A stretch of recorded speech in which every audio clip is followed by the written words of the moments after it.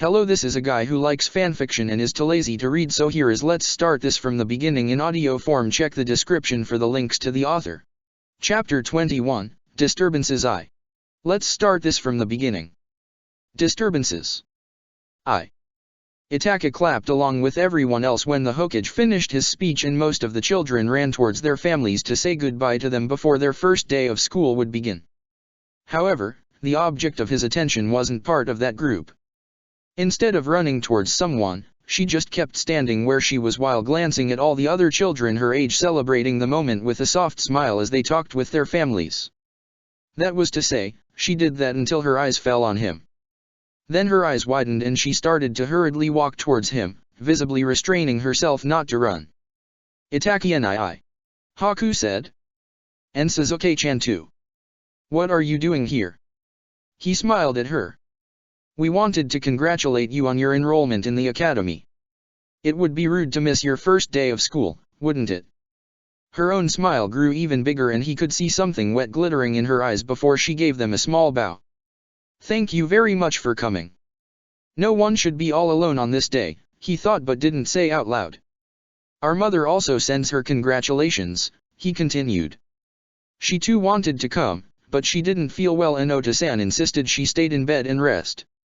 "She wanted me to tell you that she has the fullest confidence that you will have no trouble in class. I will try my best to not disappoint her." "I doubt you could do that even if you tried," he said with a chuckle. "But you are more than welcome to ask me for help if you struggle with something anyway." Over the last 2.5 years, Haku had come a lot over to their house. In the beginning, she had been a bit hesitant and unsure, but that behavior stopped as soon as it became clear that she was welcome. It was clear to anyone that his mother enjoyed having a girl over to spoil, something that he had also noticed in her treatment of Izumi whenever she came over. He was more or less convinced by now that she had wished for a daughter and now expressed some of that onto them.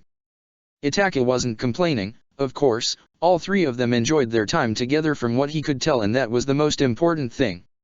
She had done the same with Anko as well before she had left. Even his father seemed to have a soft spot for her. That might have something to do with how well behaved she was, though, as well as the fact that she had a Kekii Genkai. If she one day revived her clan, it would be a good thing to be on good terms with her, after all. However, the most adorable thing was her relationship with Sasuke. "Sasuke," Itaka said while gently trying and failing to push him in front of him from where he was hiding behind his leg. "Wasn't there something you wanted to give Haku?" The 4-year-old glanced shyly around his body from where he stood behind his legs to look at the girl, only to immediately turn beet red and jerk his head back. Haku kneeled down. "You have something for me, Sasuke-chan." Sasuke tried to back down some more, but Itaka's hand held him firmly in place, leaving him no chance to retreat. Thus, his only option was to confront her. "Yes," he said before he bowing while holding a little box with his outstretched arms. "Congratulations on your enrollment." He tipped a bit over his words, especially when he tried to say congratulations, and spoke a bit too fast, but that only enhanced the cuteness of his action. "Oh," Haku said when she took the box out of his hands. "What is it?" Seeing that Sasuke wasn't about to answer, he took over for him. "He wanted to make a bento box for you, so we got up extra early today to prepare it." Personally, he thought the idea behind it was that he wanted to return the favor of her helping their mother making food for them whenever she was over at their house. He wasn't happy with the first few attempts, though, so this is actually the 4th box we made. "Nii-san!" Sasuke exclaimed. "Don't tell her that." Instead of replying, he ruffled his hair with a smile. "Thank you, both of you," Haku said warmly, her voice making Sasuke jerk back behind Itaka's leg. "I hope you didn't ruin the kitchen, though. Mikoto-san wouldn't be happy with that." "We made sure to make not too much of a mess," he guaranteed her. He didn't mention that he had left a clone behind to clean up. "That's a relief," she said while finally rising from her kneeling position. "I need to go now, classes are starting soon." She was right. There were only a few families aside of them left, most having already gone home. "You're invited for dinner at our place tonight," he told her. "We're looking forward to hearing about your first day at school." "Of course." "Thank you, Itaki nii. Sasuke left the cover of his body for long enough to give a quick have fun before vanishing again. The two of them stayed long enough to watch her enter the building before they turned around and left as well. The village was silent as Fuyugaka walked through its streets, most of the population being deep asleep already at this late hour. He took a deep breath and enjoyed the cool breeze on his face while thanking Tsukiyomi, the god of the moon and one of the three patron gods of his clan, for the clear night. It was the first time in several weeks that he managed to get out of his office to do some practical work, so he would have been severely annoyed if that just happened to be on a dark and gloomy night. Fortunately, it was in the middle of the week, meaning there were little to no people outside at this time anymore. That didn't count for other parts where the nightlife was active even on such days, of course, but as that wasn't in his assigned district, he didn't care. Let others be worried about that for now. It was nice to just walk around without any worry in the world, paying only enough attention to be aware of his surroundings. He hardly got the time to think these days because there was just too much work to do. With the arrival of the delegate from Kumigakure next week for the peace treaty between their villages as well as the daimyo's representative that would arrive at the same time, he was working with the Umbu almost all day to prepare for them. For some reason, the Hokage had ordered them to take additional measures compared to the last few times such guests had arrived. At least the Umbu troops that were sent all over the continent in the wake of Danzo's arrest were returning one after another, meaning the workload of the KMPF would lessen the more time went on. Once that happened, he should finally have the time to train with Itaki again, something he did hardly have the chance to do since the boy's return from the Chunin exams. Now that he thought about it, Sasuke was getting old enough to be trained as well. They had been more relaxed with him than with his brother, with him not being the heir and growing up in times of peace instead of during a war, but he would start at the academy soon enough. He would need to be ready by then. It felt as if it was just yesterday that Sasuke had been born and yet it was almost time for them to make the traditional trip to the Amaterasu Omikami Shrine. Time truly flew by. Uchiha-san. Uchiha-san. He turned around to see a well-dressed, middle-aged man running towards him. Uchiha-san, there is this ninja who causes trouble in the pub. He's drunk and dash. Where exactly is that pub? He interrupted the man with a voice that didn't leave any room for discussion before stretching out his senses. No matter, he said, having felt the nearby source of chakra. I already found it. Appearing in front of the pub in question with a shunshin, he cursed himself for going on patrol alone instead of in a group as it was usually done. Not that he feared he couldn't handle this alone, he was one of the strongest shinobi in the village, after all, but it was always better to have several pairs of eyes on the scene. He was just about to open the door when his senses warned him of danger, making him jump into the air before his brain even caught up with what exactly his instincts were telling him. A second later, a fireball burst through the wall where he just stood a mere moment ago. Fuyugaka watched with a scowl as the flames exploded against a nearby building, a closed shop instead of a house where people lived, fortunately before landing on the ground again, kicking off with blazing Sharingan the moment his feet touched the floor to apprehend the culprit while a shadow clone rushed towards the flame to stop it before it could spread further and so even more damage than it already did. Inside the pub reigned chaos, but he could immediately make out the center of it nonetheless. At the other end of the room stood an average-looking man who needed to support himself on the nearby wall to keep upright while another one laid on the ground in front of him. The man on the floor hadn't any visible injury, but fear was written on his face. Stop immediately, he shouted, gaining the attention of everyone in the room. Everyone dash. The culprit panicked at the sight of him and moved to weave hand seals, obviously not thinking that action over.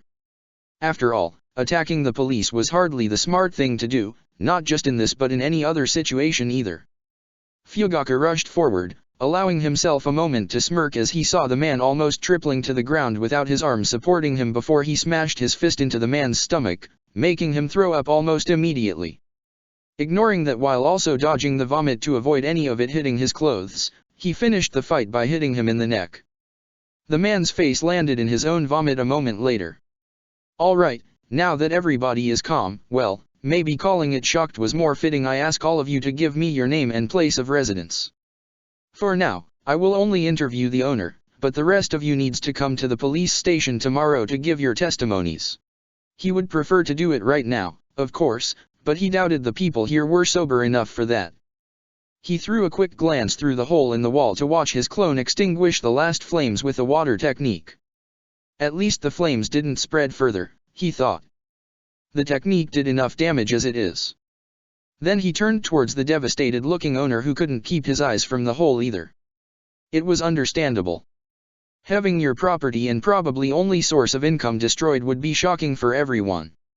All right, he asked a bit more gently. What exactly happened? I still don't understand why you decided to work here instead of accepting the offer from Yukio's family, sensei. Itaka was currently sitting in a somewhat run-down restaurant on the outskirts of the village, eating a bowl of unagi while talking with the man behind the counter.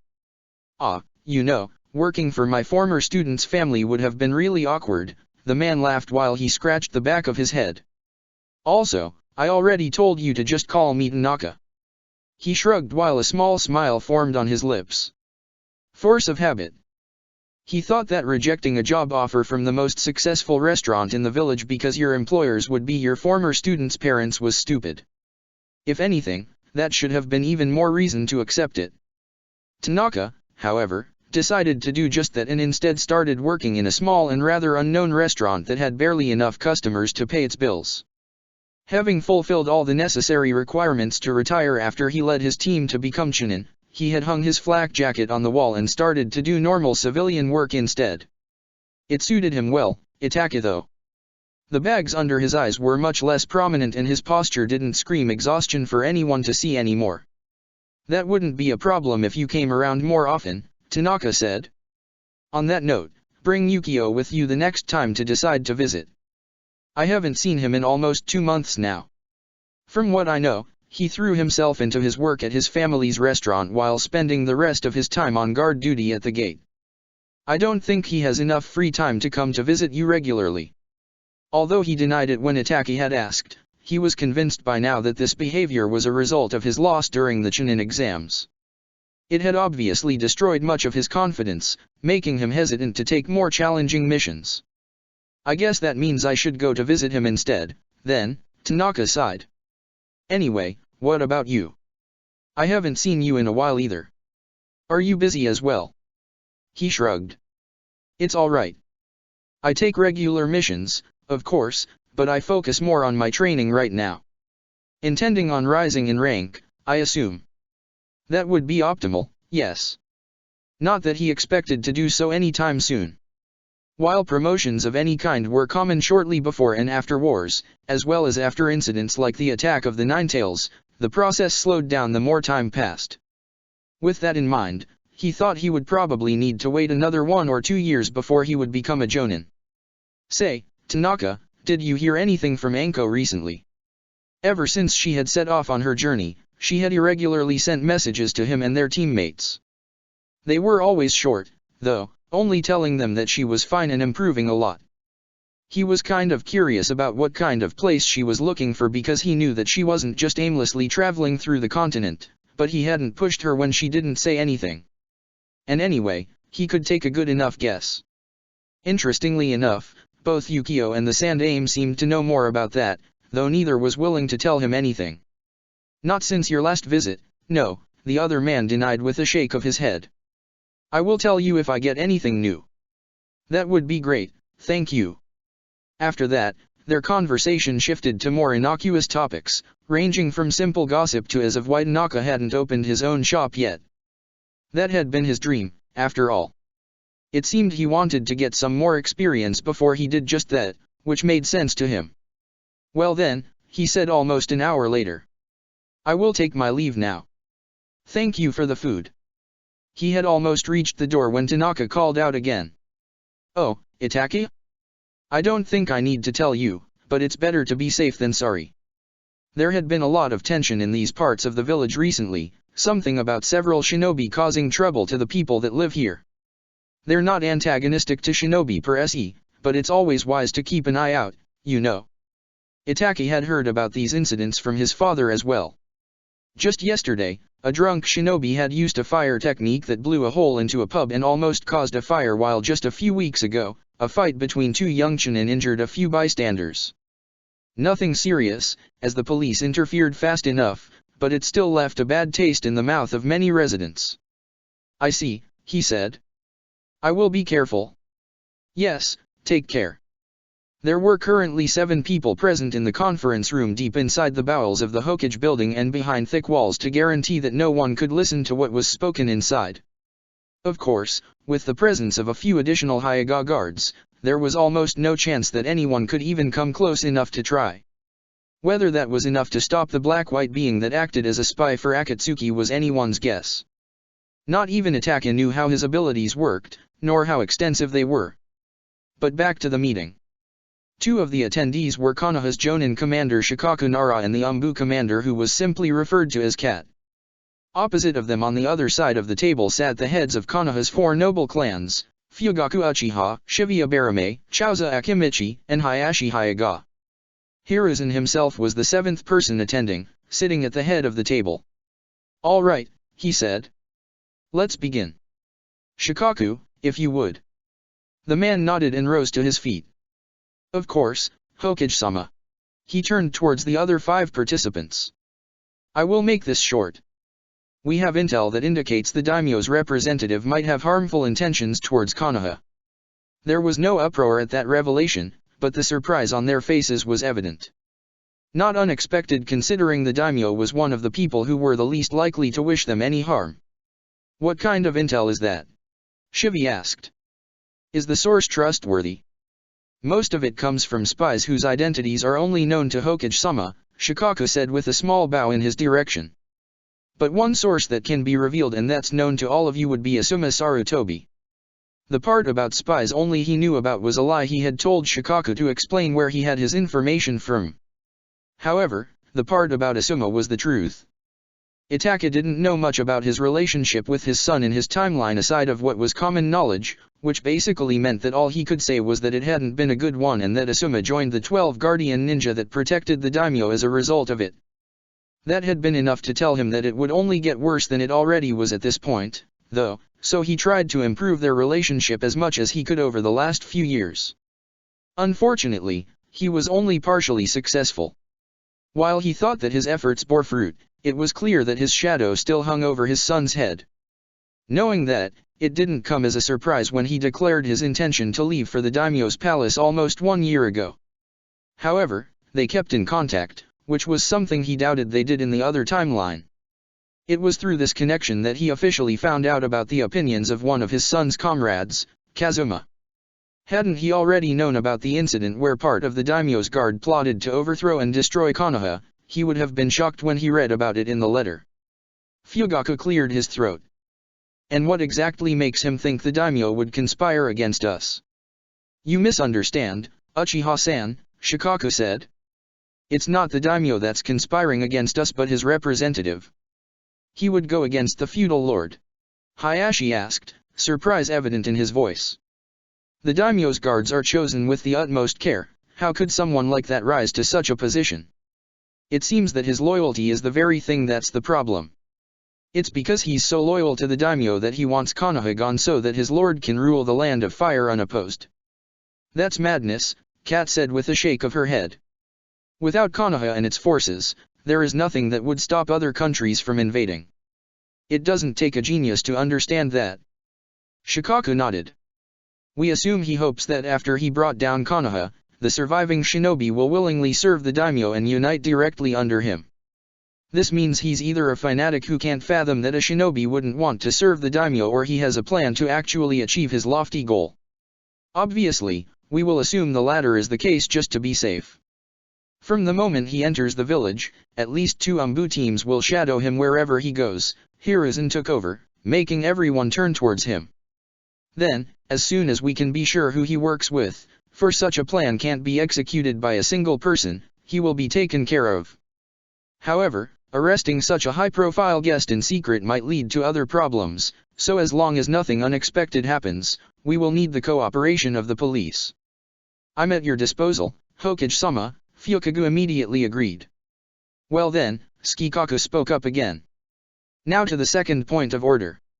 It's regarding the delegate from Kumogakure. While our intel is much more vague on this matter, we suspect that they might be up to something. At the request of Hokage-sama, we went through all the reports we have about their activities over the last few years and found that there was an increasing trend of them trying to steal bloodlines from other villages. Hayashi and Fugaku, the only people present with a Kekii Genkai, sat a bit straighter at hearing that.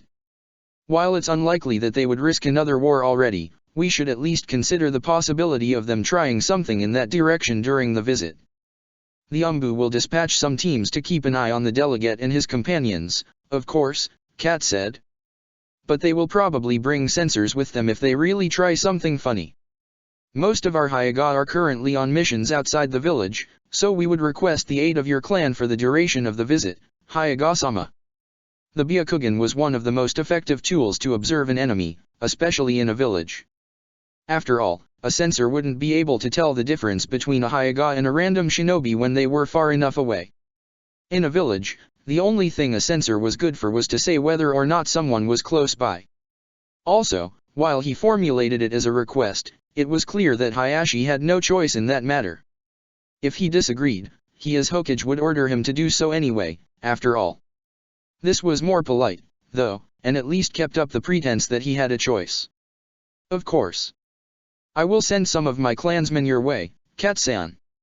Thank you. Also, if you find someone sneaking around your districts, make sure not to kill them, Shikaku added. It might be that their very intent is to create a situation where we must appease them in some way. If fighting can't be avoided, try to take them in with as little harm as possible. There were general sounds of agreement. I trust that all of you will make subtle preparations to improve our security during the next few weeks, Hiruzen said while standing up, intent on ending the meeting. Make sure you're prepared should fighting break out, but don't let anything seem amiss. My doors are open should any one of you require assistance in any way. Now, if no one has anything to add, that concludes today's meeting. There were no further comments, and after everyone had voiced their thanks, they left the room. This time, there wouldn't be an incident like the one Itaki had told him about. Trying to kidnap the heir of one of Konoha's greatest clans, he thought with a scowl. I can't decide whether that's daring or just plain stupid. Then again, considering that they actually did almost get a Byakugan out of it in the end, maybe it was he who was stupid. Chapter 22, Disturbances 2. Let's start this from the beginning. Disturbances 2. I think the conspiracy goes much deeper than we initially suspected, Hokage-sama. The old man gave him a long look before gesturing for him to proceed. After the meeting last week, I went over the documents in the archives. My thoughts were that if this Kazuma truly plans to overthrow Konoha, he would have started his preparations some time ago. Such things take time, after all. And what did you find? Fugaku suppressed the unsatisfied grunt that built up in his throat. Not as much as I would have liked, but enough for it to be suspicious. He laid the stack of papers in his hands on the table. The number of conflicts between shinobi and civilians increased steadily over the last 3 years to the point where there are now almost 4 times as many incidents as before. None of them are severe, nothing too attention-catching, and it only becomes apparent once you list them up all at once. On the same note, the destruction of private property has increased by almost 60%. He paused for a few seconds to allow the Sandaime to look over the numbers himself. How did this not get noticed before, Fugaku? He finally asked. None of these incidents are big, yes, but an increase in incidents such as this is hardly subtle. It was known that there was an increase. The problem, however, is that the dimensions of it were unknown to us. He got another paper from his pockets. What I gave you before are the results of my private research. This, on the other hand, are the official numbers. The older man needed only one glance to see the vast difference between both lists. I take it that the civilian law enforcement department deliberately manipulated the numbers, then. That's the conclusion I came to as well. Conflicts between shinobi and civilians were handled by the KMPF as they were the only ones that could reliably deal with the former, but the ones that managed the paperwork of such encounters were the members of the CLED. After all, it was only fair that they did the bureaucratic part when the KMPF did the practical work. Encounters between shinobi and civilians were rarely ever exciting, meaning that it wasn't much of a topic between his subordinates compared to other assignments. Combined with the fact that the number of it increased over a long period of time, it made sense that no one noticed anything strange. Especially when the official numbers you could look up were manipulated. It might be that only some low-ranking officials are at fault, the Hokage continued with a serious expression on his face. But it's unlikely that none of their superiors would notice anything if that were the case. I have already ordered some of my men to make discreet background checks on some of the higher UPS, but I don't have the numbers to dispatch as many of them as I would like without anyone becoming suspicious. I would like to request the aid of the Umbu to help with that. The Hokage frowned. I'm not sure how many I can lend you as most are still on other missions, but I will see what I can do. In the worst case, I will order some Jonin to aid you as well. That was probably the best he would get. Thank you, Hokage-sama. Of course, he said while taking a puff from his pipe. Tell me, Fugaku, have you noticed any patterns in these incidents? I did. He cleared his throat. Every report states that it was the shinobi that threw the first attack. Some testimonies seem to indicate that they were insulted before that, but nothing outright says so. Around half of those incidents happened in pubs that are located in parts of the city that are mostly populated by civilians as well, which seems a bit weird. Shinobi generally preferred to drink with other shinobi, especially those that came from clans. The most regular exceptions were those first-generation shinobi that came from civilian families, but they usually knew better than to get drunk in such company. There is also a surprising number of cases where a jutsu destroyed some property without any fight happening beforehand.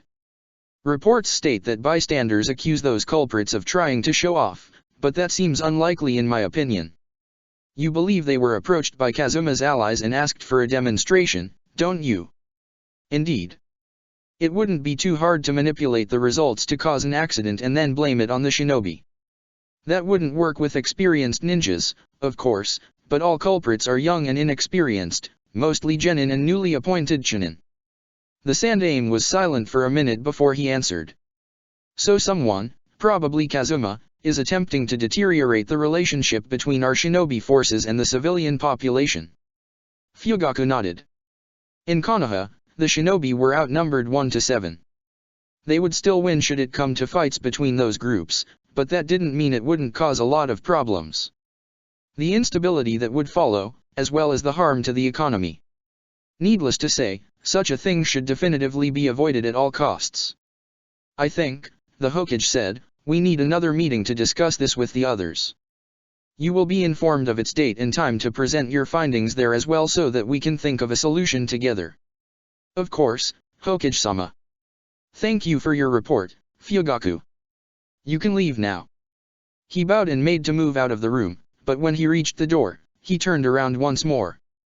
Hokage-sama, I don't think I need to ask you this, but you are aware that there is a chance that similar things are happening in the other departments as well, aren't you? The other man chuckled a bit. I am, but thank you for mentioning it anyway. Then I will take my leave now. With a final bow, he opened the door and started to make his way to the police station. There was still a lot of work to be done. Shisui jumped aside to dodge one of Izumi's kicks while throwing some witty comment at her that made her attack anew with even more fervor than before. Shisui, of course, wasn't deterred at all and simply laughed it off as he continued to dodge her attacks with ease. The sight made Itachi smile.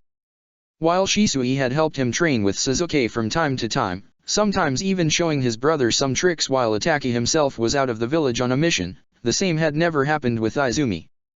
That was something singularly to this timeline and he treasured it with all his heart.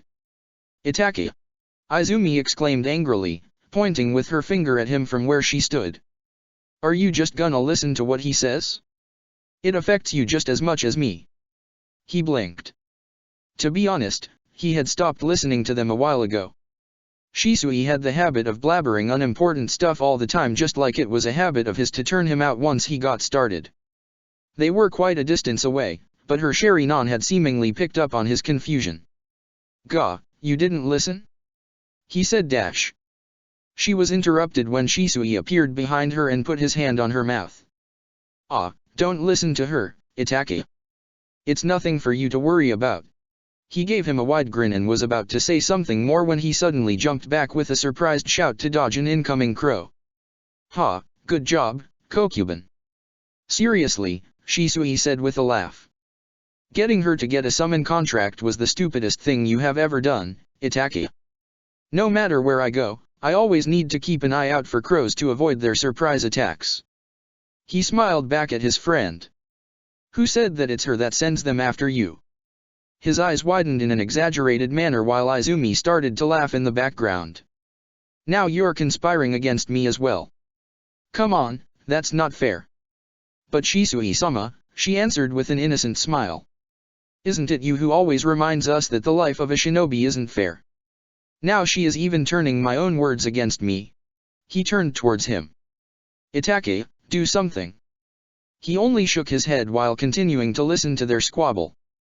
Seeing them act carefree like this made him feel the same satisfaction he felt every time he saw his clansmen laugh with each other while their children ran around them in a game of catch, while he ate dinner with his parents, or even just listened to whatever Sasuke was telling him.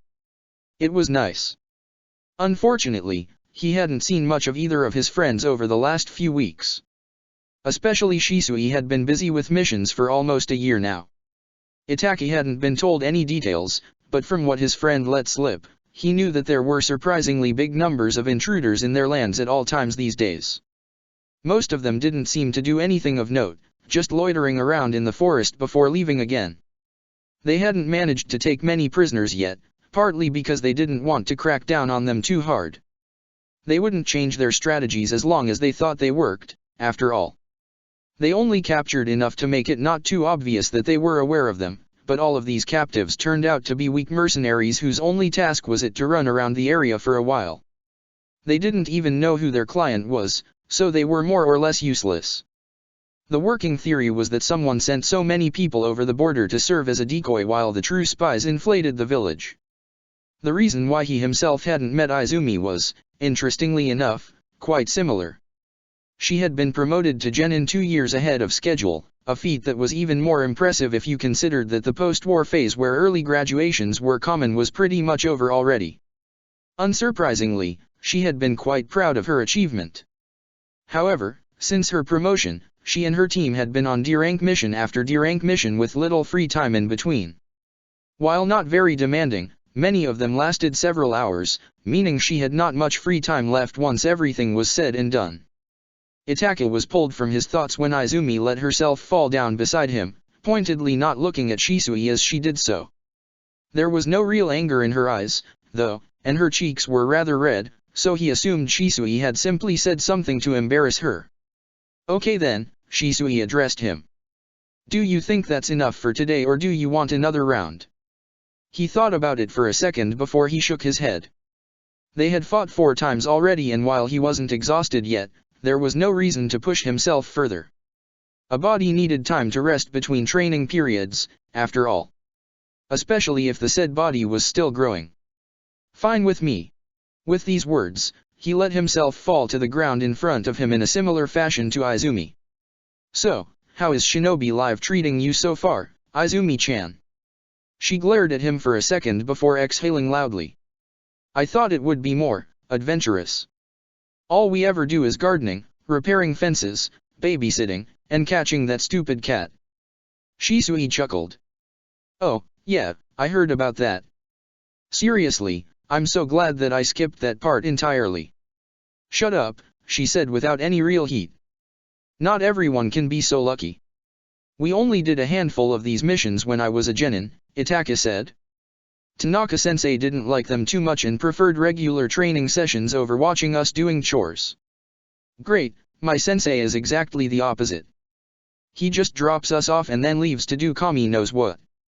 He's probably testing your patience while giving you and your teammates time to bond, he thought, suppressing a smile.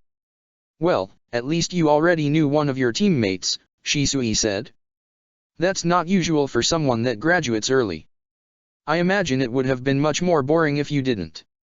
She smiled at him. Yeah, I'm really lucky that Hannah graduated with me. Then she proudly puffed her chest out. I helped her train because she was always complaining about me beating her during class. I doubt she would have managed it weren't it for me. Didn't you only improve so much because you trained with us, though? Itake asked with an amused smile. She blushed. That's not the point. What about you, Itake? Shisui said before Izumi could start to rant at him. Any interesting missions lately? Not really, he denied. I do mostly C rank and some B rank mission. The most exciting that happened to me was when the caravan I was supposed to protect was attacked by some Nuknins. They weren't too strong, though, so they lost pretty quickly. Shisui sighed. I wish I had it that easy. I rush from one end of the country to the other in annoying patrols without encountering anything of note. It's not just boring but also exhausting. He let himself fall back with his hand behind his head. I envy you too, I really do. Neither of them humored that sentiment. So you have nothing interesting going on either, huh? He asked his friend. Not really. Then he furrowed his brows. Well, I guess I'm traveling to the daimyo's palace in 2 days to bring him a message, but it's nothing sensitive, so I don't expect anything exciting to happen then either. He blinked. That was new. Izumi was apparently just as surprised as he, to the point that she even forgot that she was angry with Shisui. Wait, the daimyo's palace? That sounds so cool. I want to go there as well. Be a bit more patient, Shisui laughed. Give it some more time and you will play courier for him too. It's pretty neat the first time it happens, but after that, it gets real boring real fast. She seemed doubtful but didn't protest. Shisui, he said, even if the information you carry isn't important, people might still be after it. You should dash. I know, he interrupted him. It's still dangerous and I should be careful. He laughed. Seriously Itake, you worry too much. You will go gray if you go on like that. You have those wrinkles already dash. Tear troughs. So you can't afford to get gray hair as well if you don't want to look like an old man before you turn 20. Shisui dash. He didn't give him time to reply. Fine, I promise I will be careful. There, happy. He sighed. Very. Kmin, it will be fine. I'm Shunshin no Shisui. What is the worst thing that could happen? I'm terribly sorry, Kazuma-sama. I tried dash. Enough. He had put a lot of work into learning to speak authoritatively without raising his voice, so it was somewhat satisfying to see the man in front of him snapping his mouth shut at his softly spoken command. I'm not interested in your whining, nor your excuses. Now, would you be so good and explain to me why the prices are still so low when you were ordered to rise them until low-income citizens wouldn't be able to pay them anymore? I tried, Kazuma-sama, I really did, but it just can't be done that fast. No, without the shinobi catching up to it, anyway. We need to rise them slowly over time and make it look natural. He swallowed. Also, your commands were a bit unclear, so dash. Are you implying your failure is my fault? No, of course not. It's just, well, you told us to raise the prices but not on which products, right? We weren't sure if you meant all products or just stuff like food and essentials, and you haven't given us a way to communicate with you, so. I see. Maybe he had indeed been a bit unclear. The thought made him scoff. Who would have thought that organizing an uprising and the eventual downfall of a hidden village was so complicated? It would have been so much easier if he could just march in and conquer it. Unfortunately, the daimyo was still too scared of going against Konoha and thus not ready to offer the support of his troops. It was a shame, really, for they would have been most helpful. Not enough to win the day, of course, with them being slightly below a regular shinobi in strength and outnumbered by Konoha's forces, but helpful nonetheless. How can no one see the problem of Daimyo Dano not having the strongest army in his own country? He thought, getting angry on behalf of his lord. And such a raise in the price can't be done any faster. We're getting there, the bowing man promised. Only a few more months and we will have reached the point we're aiming for. He didn't want to wait for a few more months, though.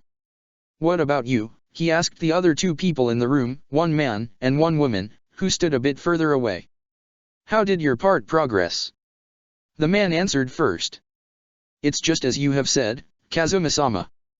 The Uchiha haven't noticed a thing, believing civilian matters to be of no importance and leaving it all to us. The people you sent did a great job in provoking shinobi and causing incidents, none of which are remarkable enough to catch the eye of the police. Now, that was much better already. Well done, well done. He turned towards the woman. Itami-san, what do you have to report? Going by the way her face was frozen into a polite mask, he wouldn't like her news as much as the last. I replaced as many teachers with our allies and sympathizers as I could, but it's impossible to make any noticeable changes in the curriculum. It might be a civilian matter, but such a thing needs to be brought up for review before a committee. And as there are several families whose members are shinobi, well. He spat on the floor. So you achieved nothing at all? I let several of my people found clubs where they dash. Nothing at all, he interrupted her. That's what you did. Nothing. Unbelievable, why did I even ally with them in the first place? They're useless. He took a calming breath.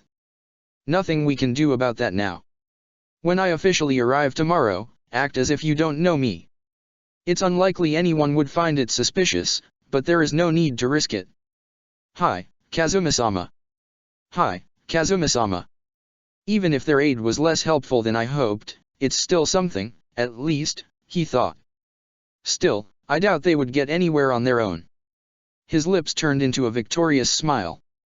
Fortunately, I'm here now. It's time that I move the plan forward a bit, isn't it? Akihito sighed when he finally closed the shop for the day. Dealing with customers was almost as exhausting as any mission he ever had. No matter what he did, it was never enough. Either the food was too hot or too cold, the portion too big or too small, or the price was just too high. Then he needed to explain for the 100th time that no, they could not negotiate the price. Honestly, go to the market if you wanted to haggle, not a restaurant. Still, it was much more fulfilling than his old profession had ever been.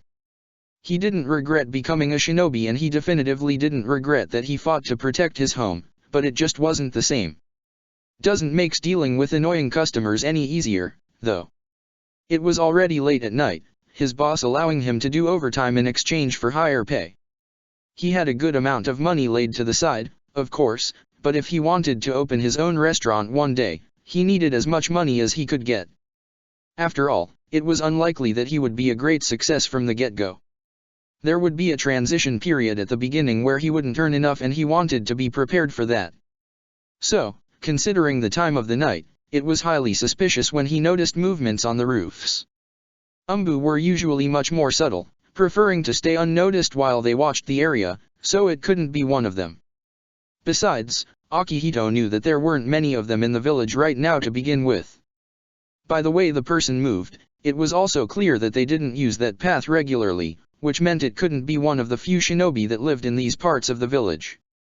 And as there wasn't anything here that would bring another shinobi to this place, especially at this time of the night, well. It could be just some shinobi that got lost, or maybe one that wanted to visit a friend, but his gut was telling him otherwise. This person was suspicious and even though he was only a former shinobi of Konoha, he couldn't let them get away that easily. With another sigh, he moved to subtly follow that person. I really should have put more effort into keeping my skills sharp. Asuma, you coming?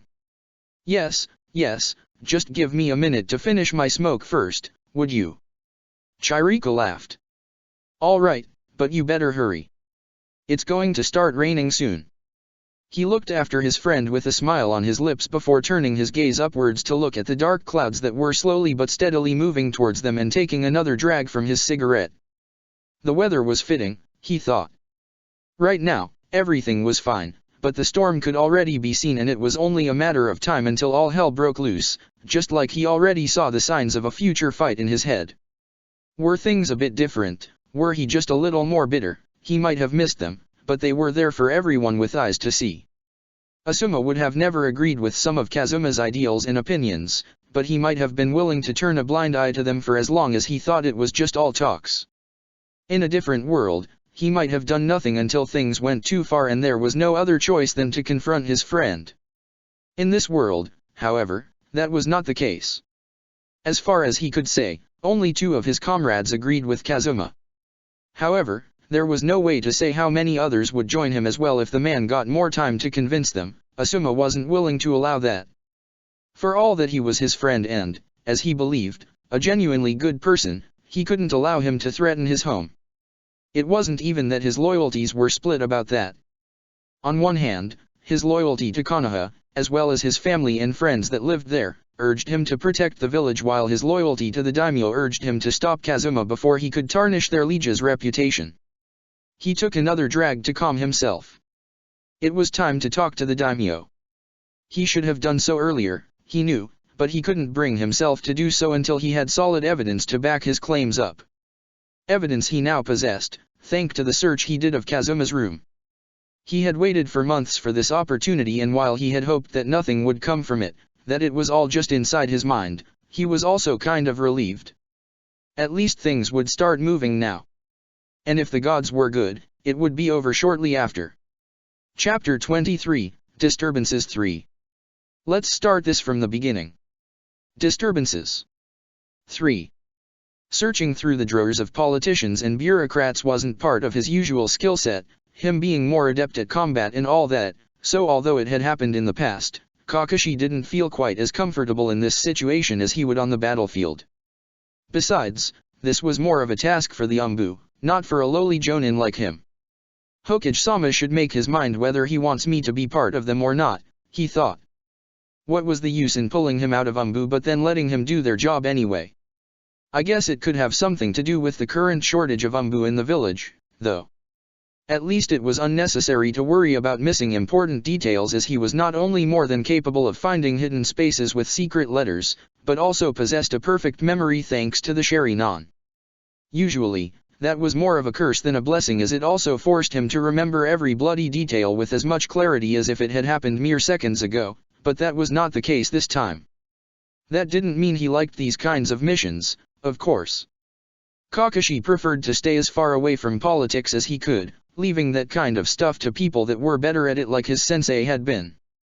Not that that was an option anymore, mind you. So it was left to him, and what he found was alarming, to say the least. He was currently standing in the private office of the head of the civilian education department, using the opportunity of the woman not being home right now to go through her stuff, holding a piece of paper in his hands. On it was a list of every teacher that worked at the 7 civilian schools of Konoha and which subject they taught, as well as a note of which extracurricular activities, like for example clubs, they supported. He didn't know what it meant, but next to most of the names of those that supported a club, a little cross was drawn. There were a few crosses beside other names too, but not too many. Altogether, somewhat around 1/6 and 1/5 of the names had a cross beside them. Now, there was no explanation of what that symbol meant, but he could take an educated guess. Either the cross marked a collaborator of the conspiracy the Hokage had told him about, or it marked those that still needed to be convinced, or, if that didn't work, eliminated. Kakashi would need to compare this list to an older one to see whether the names that had a cross were recent employees or not. That would give him an answer to that question. But no matter what was ultimately the case, there would be a notable number of teachers that spread anti-ninja propaganda either way. Probably not too obvious, for that would have been noticed by now, but subtly by putting shinobi in a bad light with casual comments thrown in during the lesson. The children would unconsciously pick these comments up and start believing in them, slowly but surely deteriorating their opinion of shinobi in the process. He would recommend putting a Fuchinin in charge of watching some classes to get proof of that. It would be a boring job, but it was important to find out how far this already went. Maybe we need to continue doing that for a while even after we cleaned house, just to make sure. He allowed himself a moment to pity the poor souls that would be forced to do that. I wonder what the others have found, he thought, thinking about his comrades who should be looking through the documents of the other members of the Administrate Collective at this very moment. Maybe I should arrive on time to hear their reports just this once. It might actually be worth it. The moment the silhouette rushed over the wall completely undisturbed, where were the guards? There should be people up there to avoid things like this. Akihito knew his gut feeling had been right, something was very, very wrong. He had no chance to go and warn someone. If he left now, his target would escape and probably never be found again. With the small amount of Anbu that were currently in the village, which was something he only knew thanks to some old connection from his own time in that organization, there wouldn't be enough tracker to guarantee their capture. The Hokage would need to organize another team first, and until they were notified and ready, the person would be long gone. So, I guess that means I need to do it on my own, huh? Decision made, he created a shadow clone that instantly turned around and started to rush towards the Hokage building. All he needed to do now was to stop the intruder long enough for help to arrive. Using a technique had apparently alerted his target. Is he a sensor? As they suddenly increased their speed. Cursing his bad luck, as well as himself for not keeping his skills as sharp as he should have, he hurried to keep up with them. The chase continued for almost 20 minutes until the other person jumped around without warning, almost cutting him in half with a slash of a triple-bladed hand claw. Akihito managed to stop just in time to lean back, letting the blades harmlessly pass over him, before jumping back to get some distance between them. How unexpected, they said. You are dressed more like a civilian than a shinobi, so you're no guard. What were the odds to be seen by you, I wonder? He didn't answer, choosing to observe the person instead. He was a tall man of tanned complexion. He wore simple dark clothing that matched his brown hair, long pants, and a short-sleeved shirt with black shoes, as well as a red sweatband on his head. However, his most prominent feature was the waistcloth with the kanji for fire. What I wonder is why one of the 12 guardian ninja is sneaking in and out of the village, he finally said. Especially because I'm pretty sure I heard one of you guys would arrive over the next few days. Ah, would you believe me if I said I arrived early but then turned back because I forgot something? If that were the case, why wouldn't you use the gate? Maybe it's something embarrassing, you know. He wanted to keep the man talking to buy as much time as possible, but before he could say something else, he was forced to jump aside to dodge the blades of wind that flew in his direction. Then, without giving him any time to get his bearing, his opponent appeared in front of him and slashed at him with his claw again. Letting himself fall to the ground to evade that attack, Akihito brought his hands together to weave hand seals only to be thrown into the air by a kick to his stomach. However, rather than paralyzing him, the pain made him only feel more alert than before. It was as if his body suddenly remembered all those countless hours of training he had put it through over the years. Not letting himself be stopped by a small inconvenience like pain or being defenseless in the air, he continued to make hand seals. Katon, Gokakyu no Jutsu. Fire release, Great Fireball Technique. His fireball hit a new set of wind blades that were thrown at him, resulting in his flames getting even stronger as they devoured the weaker element. Akihito had barely landed on the ground when a figure jumped at him from the flames. A moment later, his opponent, who was unharmed aside from some small holes in his robes, forced him into a taijutsu battle. He sent a kick at the man that was blocked by his biceps, shortly followed by a punch towards his face that was easily dodged. Then, forced to abandon his offensive as soon as it began, Akihito fell back to once again avoid the claw on the man's arm. These kinds of exchanges, with him starting a handful of attacks before being forced back into defense for twice as long, repeated itself several times before he managed to get enough space to make hand seals once again. A second later, the ground below his opponent turned into mud, making the man sink into it until only his head stuck out. However, before he could celebrate, the body turned into stone. It were only his instincts that saved him from being ripped apart by an attack from behind, making him jump away before he even understood what was going on. Or so he thought.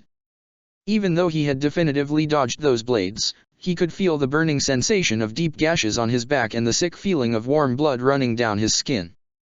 He fell to one knee.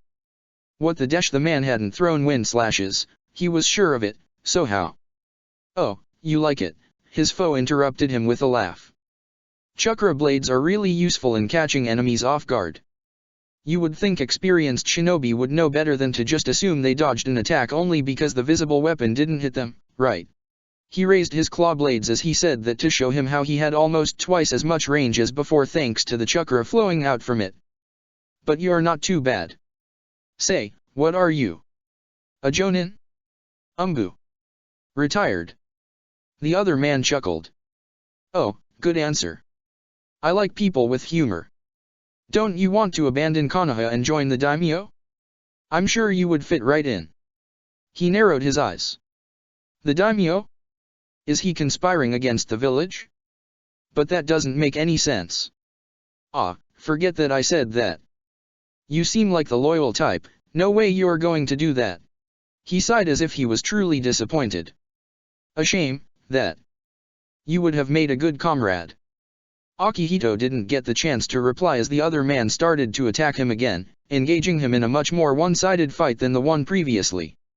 It went so far that he was focused to let himself get hit by some attacks because the alternative was getting killed outright. It preserved his life for now but did nothing to improve his condition and fighting power. He dodged a punch only to be kicked in the chest. I really should have kept training, damn it. He ducked under a kick only to have his arm slit open from his shoulder to his elbow. I wish I had a damn weapon to block him with something other than my body. He evaded another slash, only to be punched in the face. How long does it take to get some people out here, damn it? In a desperate move, he ignored a kick to his waist and rushed forward, ramming his elbow into the other man's stomach with as much force as he could to throw him back. Now, he thought and went through hand seals as fast as his by now numb fingers allowed him to. Doton, Ishi Yoroi no Yude. Earth Release, Stone Bracers. Akihito allowed himself a small smile at the sight of the bracers on his arms. Now he had something to block the dem attacks with while also getting some armor that would compensate for his lowered mobility because of his injury. The smile faded when he noticed movements out of the corner of his eyes, prompting him to turn around and raise his arms in defense. A second later, the triple-bladed weapon slashed right through his bracers and cut off both his arms. He didn't feel pain as he fell to his knees, eyes widened in surprise. But how? A nice try, the other man said in a voice that sounded almost pitying. But something like that is not enough to stop my attacks. Damn, he thought while his lips tucked upwards in grim amusement. At least I don't leave.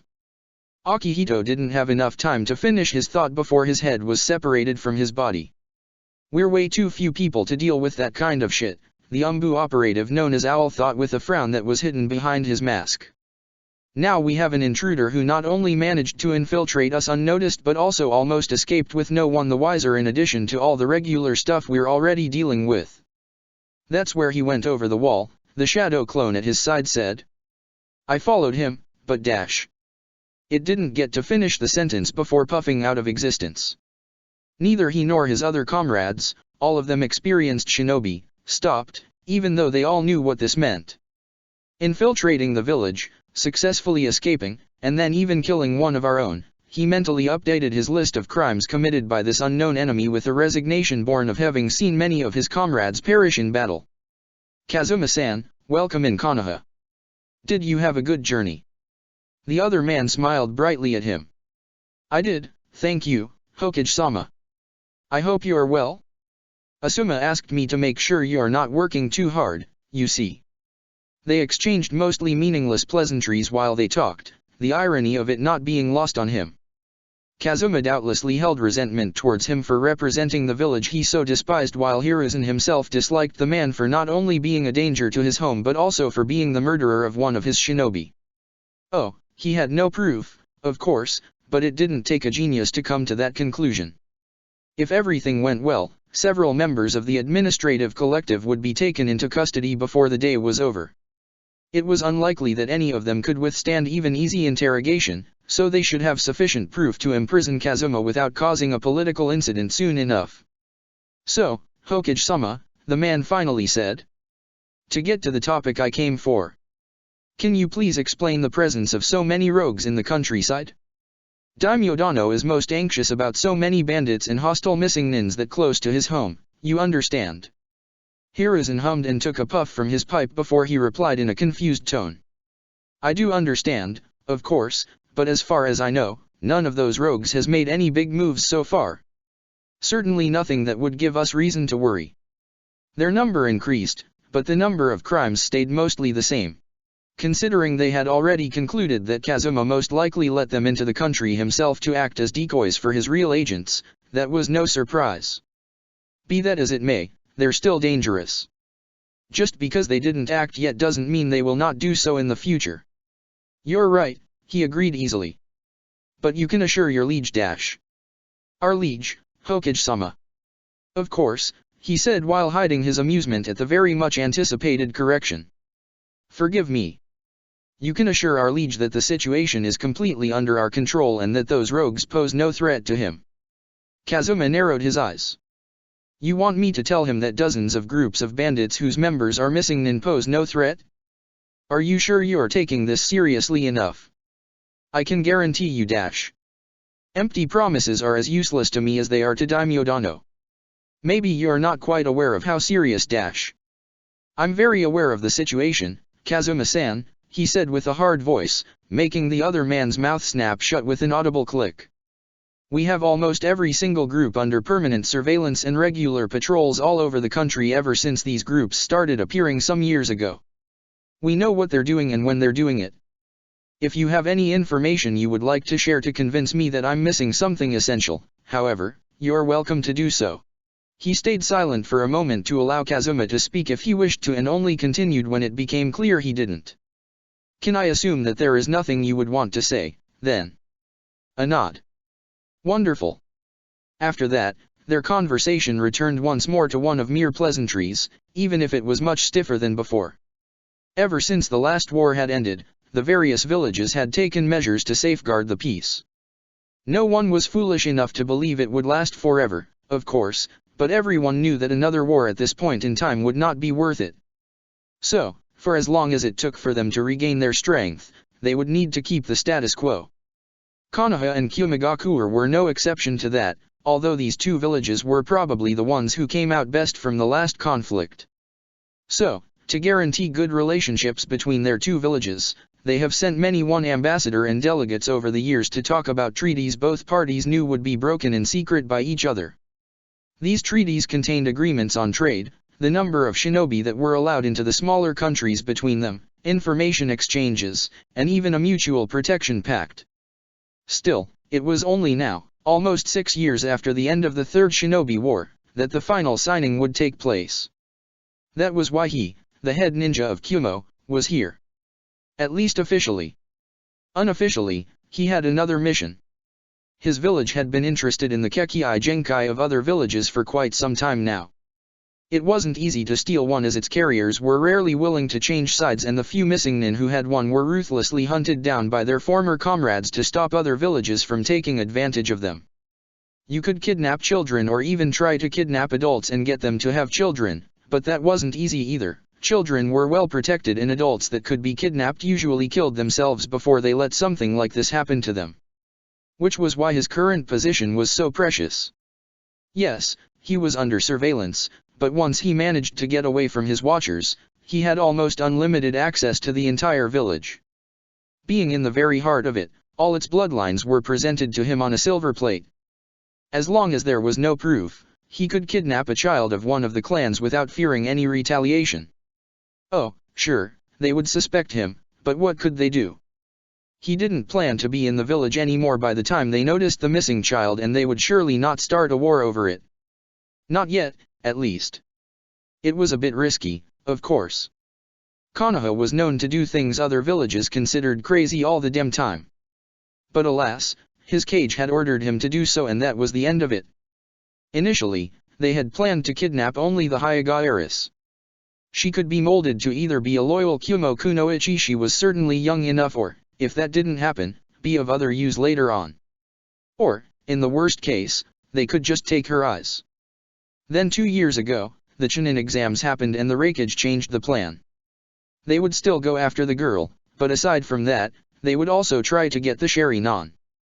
These eyes were long since known to be powerful, but the demonstration of the Uchiha heir against Yujito had brought that point home once again. By kidnapping the boy or any other Uchiha brat, really they would not only take care of someone that would become a problem in the future, damn Konoha and all their bloody prodigies, but also gain a powerful asset. At least, that had been the plan. Good evening, T-san. He jumped around, ready to defend himself against whoever had managed to sneak up on him and expecting to see the shinobi that had observed him earlier.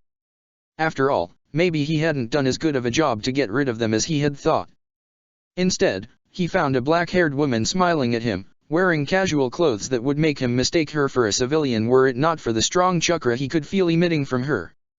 I hope you didn't get lost. It must be confusing for someone from another village to find his way through all the streets and alleys, especially during the night when it's dark. Now he recognized her, Mikoto Uchiha, mother of his target. The sight made him grit his teeth. That woman was a former jonin, meaning he wouldn't be able to kill her quickly before anyone noticed him. Any fight between them would only attract more enemies, making his mission impossible. "Uchiha-sama," he said. "Thank you for your concern, but I'm quite alright. I'm just taking a little stroll, enjoying the night and all that." "Ah, I see," she said with a gentle smile. "That's understandable. After all, we're doing the same. Isn't that right, dear?" Naturally, a voice behind him said, making him jump around again. It would be a shame to miss the opportunity to watch the starry sky on such a clear night, after all. "Wicked Eye Fugaku," he thought with a scowl. "How did both of them sneak up on me?" "Say, T-san," Fugaku continued. "The weather in Kumagakure is much colder than it is here, isn't it?" "Yes." It was the man's wife who spoke up next. "We were just wondering why you were wearing a cloak, that's all. I mean, it's even hiding your face. That must be horribly hot for you."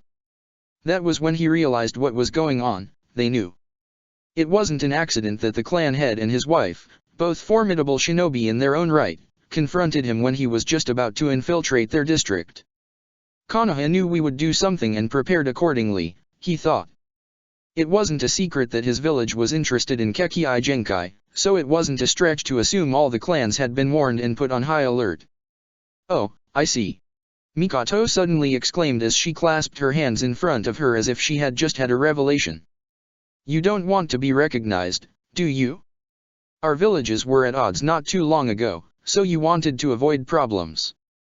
He just barely stopped his eyes from narrowing as he answered with a smile on his lips after taking off his mask. "Haha, you looked right through me, Uchiha-sama. Why were they playing along?" They knew his intentions, he was sure of it, so why? Oh, he thought.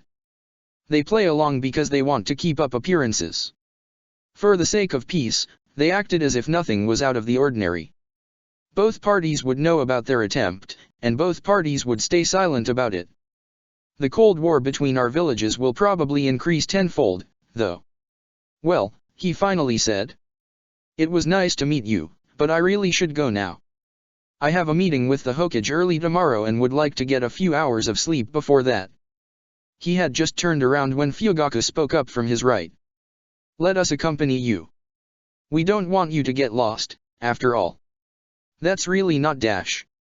We insist," Mikoto added from where she appeared on his other side with a smile that didn't reach her eyes. "We would hardly be good hosts if we just let you go on your own, now, would we?" Understanding that he had no choice in that matter, he agreed. It were an uncomfortable 15 minutes until they reached his hotel, filled with polite comments and subtle threats. For a second, he wondered if his comrades that went after the Hyuga girl had better luck. He seriously doubted it. Chapter 24, Disturbances 4. Let's start this from the beginning. Disturbances. 4. War was an event that made the life of everyone involved worse. Be it because of the death of your loved ones, the shortage of food and other goods, or the destruction of property, nobody was left unaffected. War had a long history in this world. Before the villages were founded, countless clans fought against each other for dominance in an endless circle of violence while the various daimyos sent their troops to invade other countries in an attempt to become the supreme ruler on the continent. No matter where you lived, war was an eternal, ever-present sensation for the people of that time. Once the fighting between two clans ended, whether that was because one side won or because both sides had simply no one left to fight, they were replaced by new ones, only to be replaced themselves by the samurai of some feudal lord that decided to invade your country once they were done as well. Children were born and lived and died with the shadow of war over their heads, the endless series of bloodshed being the norm rather than an exception. Then, the villages were founded and the fighting came to an end. People came together, ninja clans and civilians alike, to create another future where their children could grow up in peace. The daimyos called back their troops and observed this new entity inside their borders that were created with their permission and oversight but yet outside of their control. People started to rebuild and went on with their lives, the weight of war finally gone from their shoulders. However, this peace didn't last forever. It couldn't, for it was in the very nature of mankind to fight and kill each other. The wars that followed were different from anything that came before, though. Instead of small clans whose numbers were few, with even the biggest ones not counting more than a few hundred, Now there were armies of thousands that crashed on the battlefield. It weren't just small towns or clearings that got destroyed anymore. In this new age of warfare, entire landscapes were changed forever, the scars in the ground remaining for generations to come. New strategies, new tactics, and new ways to kill each other were invented daily, and in the end, the casualties were higher than anyone would have believed possible just one generation prior. But it was a ninja war.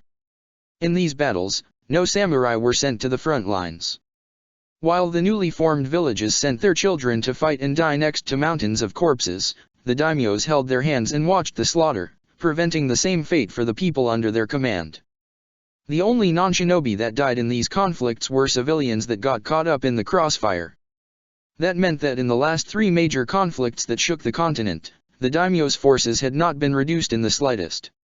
They were still too weak to openly challenge their country's hidden villages, but he didn't think that the difference wasn't insurmountable.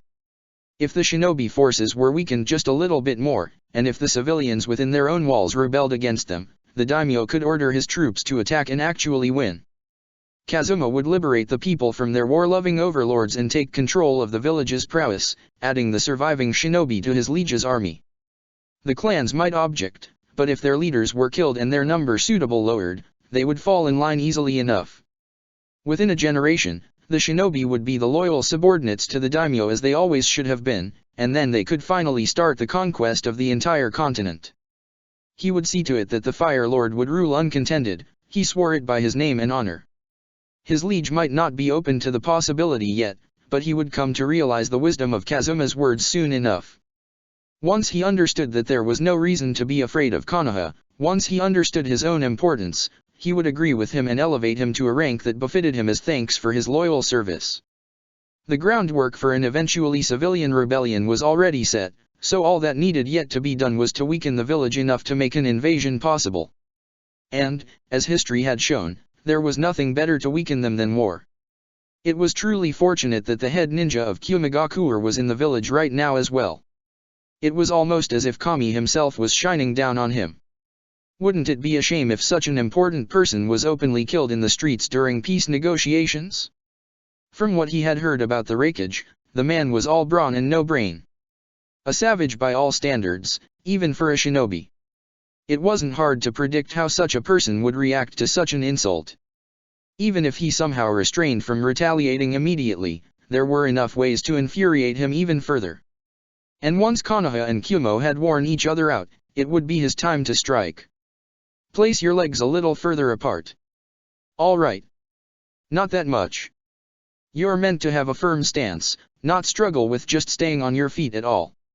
Okay. Now relax a bit. Be ready, but don't become too stiff. Understood. And now dash. Ah, come on, Nii-san. I'm doing it right, don't I? Just let me throw it already. Itaka chuckled softly. You're doing great, Sasuke, but it's important to correct mistakes immediately. Otherwise they become a bad habit that's hard to get rid of again. I know, but we're here since forever and I still didn't throw a single shuriken. It's stupid. His smile became a bit wider. They were here for not even half an hour yet, but he could understand why his silly little brother was so impatient. The first lessons were unfortunately the most boring ones as well. Get back into your stance, Sasuke, he said gently, not addressing his complaints. Sasuke scowled a bit but did as he was told, falling back into the stance he had been a minute prior. At least he didn't forget what I taught him, he thought amused as he watched his brother incorporate all the corrections he had given him with ease. All right, this is my last correction, he said, making Sasuke's eyes sparkle with anticipation. Weaken your grip on the shuriken and make sure that your palms are out of reach of its blades. You throw it with your fingers and nothing else. If you don't want to get cut, that is. Itaka watched as Sasuke wordlessly changed his grip before he checked it one last time to make sure he wouldn't hurt himself. Seeing nothing wrong with it, he nodded. Good. You can throw it now. Sasuke didn't even wait until he had finished speaking to throw the weapon, making the metal star fly through the air until it connected with the wood. Unfortunately, rather than the wooden target, it was a nearby tree that had been hit. Ow. That wasn't too bad, he tried to cheer him up. Your aim was only a bit off. Most beginners don't even throw in the right direction. I bet you hit it on your first try, though. He had, though it hadn't hit the bullseye. Come on, try it again. He needed a little more probing, but after a few minutes, he stood once again with slightly bent knees and prepared to throw another shuriken while biting his lips in concentration. Remember, don't use 2-. He threw it, hitting the edge of the target. Ha, did you see that, Nii-san? I hit it. It wasn't a big success, but it was enough to make him dance around him while bragging about how good he was. He was just about to open his mouth to congratulate him when another voice spoke up first. Well done, Sasuke. Hitting your target on your second attempt is an impressive feat worthy of an Uchiha. The young boy jumped around, his eyes wide. Ota-san. Itachi had noticed their father watching them earlier, of course, as he hadn't even tried to suppress his chakra, but he hadn't expected him to join yet. It would have been more in character for him to observe their progress for a little while longer before making his presence known. Fugaku smiled at his youngest son before ruffling his hair. Why don't you try it again? If you hit the target a few times in succession, I will show you how to throw a kunao as well. Sasuke was beaming. Yes, Ota-san. I didn't know you would join this soon, he voiced his thoughts once Sasuke was distracted. His father shrugged. My son is learning how to throw shuriken for the first time. It seemed appropriate to let him know I was watching. He didn't reply as he stood side by side with his father, watching Sasuke throwing his fist in the air when he hit the target again. After 2 hours of training, their father decided to take them to a restaurant for dinner rather than eat at home. Itachi was sure that had nothing to do with his mother visiting a friend right now, meaning it would have been up to him to cook something. Surely not. Needless to say, Sasuke was thrilled. Just like in the old timeline, he yearned for their father's acknowledgement. Having him help him train and then take him to eat out as well? For him, that must be the best day in a while. Even more so because Fugaku had been busy for a while now, often only coming home when Sasuke was already asleep and gone again by the time he woke up. To be honest, even Itachi was surprised. While it was great that his father found time for Sasuke, he had to wonder what this sudden change meant. After all, the representatives from Kumo and Konoha were still there, so he should have a lot on his plate. He could have delegated some work, of course, but that would be rather unusual for him. Ota-san, can you teach me a jutsu? At that comment, he turned his attention back towards the conversation to hear his father's answer. I think you're a bit too young yet. I am not. But if you continue to work diligently, I would be willing to teach you the great fireball technique before you join the academy. Well, at least that should motivate him, Itachi thought with a smile. You could try to impress Haku once you learned it, he commented casually, making his brother turn beet red. Nii-san. To his surprise, even his father gave one of his rare laughs. He's right, Sasuke. Women love being impressed by men. Ask your mother, she will confirm that. His father found Sasuke's little crush on Haku just as adorable as his mother and Itachi himself, though he would never admit it out loud. Personally, he thought a part of it came from the hope that she might return his feelings and thus end up joining the clan one day. To be fair, though, that was probably not a very major reason. After all, Sasuke was still quite young and these feelings were sure to disappear when he got older. It was amusing to watch his brother squirm under their combined teasing until it was suddenly he that was the aim of their attention. Then maybe you should show Izumi a new jutsu, Nii-san. While he outwardly only raised a single brow, inwardly, he cringed. There were rumors like that, mostly from his older relatives who loved gossiping with each other, and he found it uncomfortable every time he overheard them.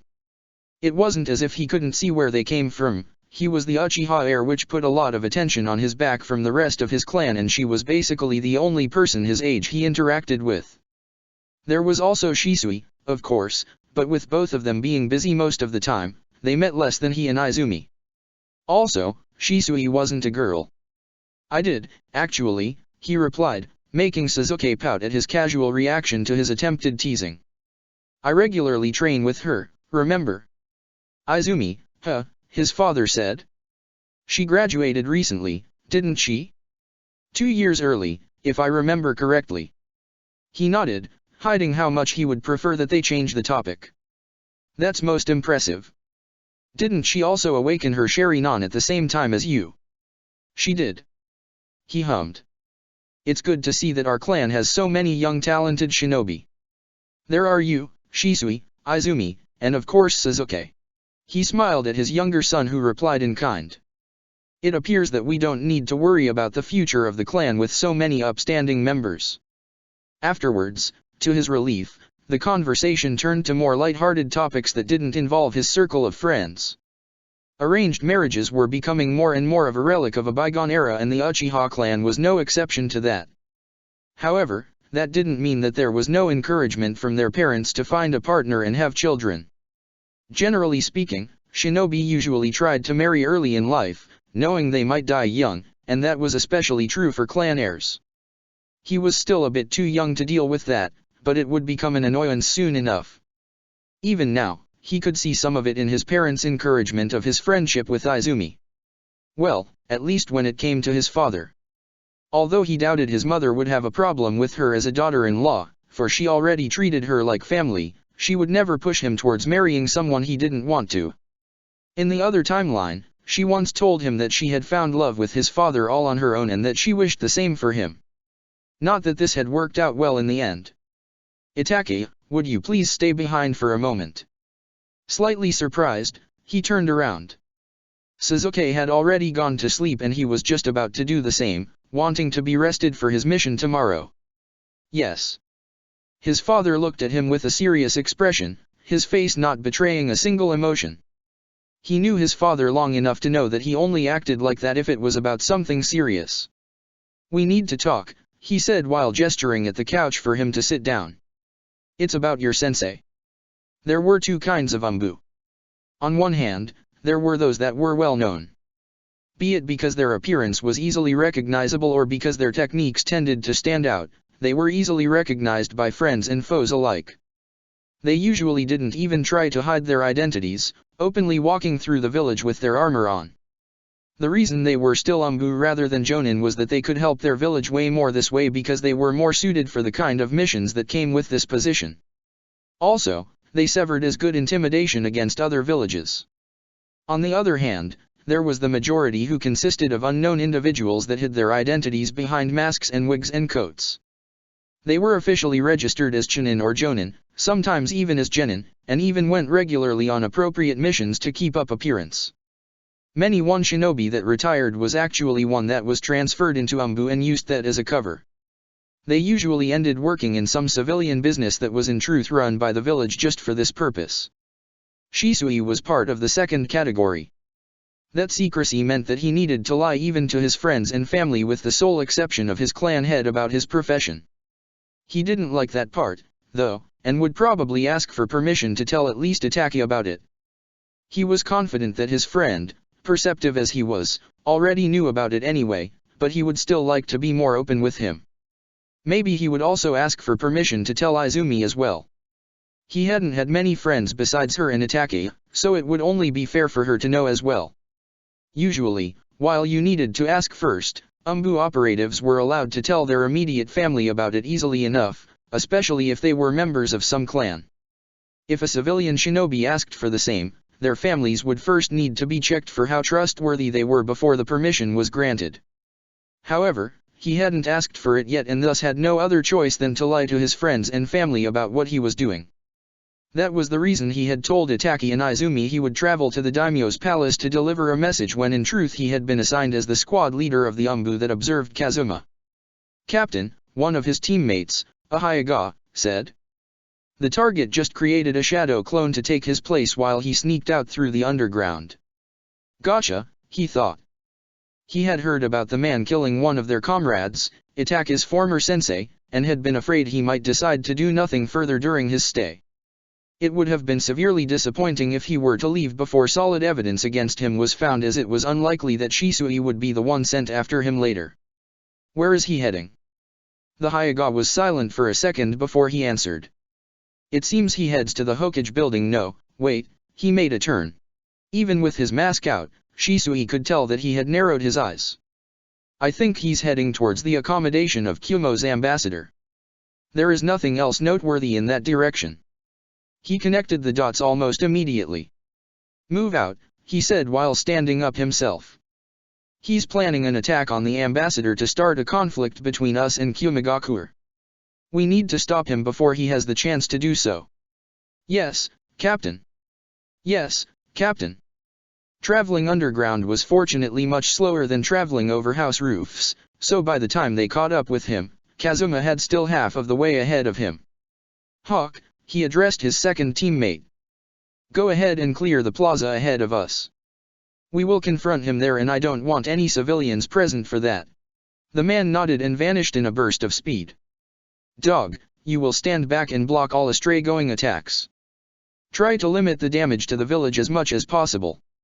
Understood. He was confident that he was more than capable of taking on the traitor on his own, even without any flashy techniques. The 12 Guardian Ninja were strong, yes, for it wouldn't do that anything less than an elite shinobi guarded the daimyo, but so was he. They arrived at the place less than a minute later, finding it almost empty with the last stragglers just leaving, and went into position to wait for their foe to arrive. Dog, give us a signal when he reaches the statue in the center of the plaza, he said while pointing at the aforementioned object. Hawk, when Dog gives the sign, you will dig him out with an earth technique, understood? Of course, Captain. They didn't need to wait for long. Now. Hawk didn't hesitate, rushing through the necessary hand seals in the blink of an eye. A second later, a cloaked figure broke through the surface and flew into the air. Not wanting to give him the chance to recover, Shisui jumped after him. He wanted to end it immediately and sent a kick at his foe that could have catapulted him back to the ground with enough force to knock him out, but Kazuma somehow managed to recover in time to twist his body in a way that allowed him to dodge. They had a short exchange of blows and hits while they fell towards the ground, during which neither of them could land a hit. Then they landed, though, and the fight became much more one-sided.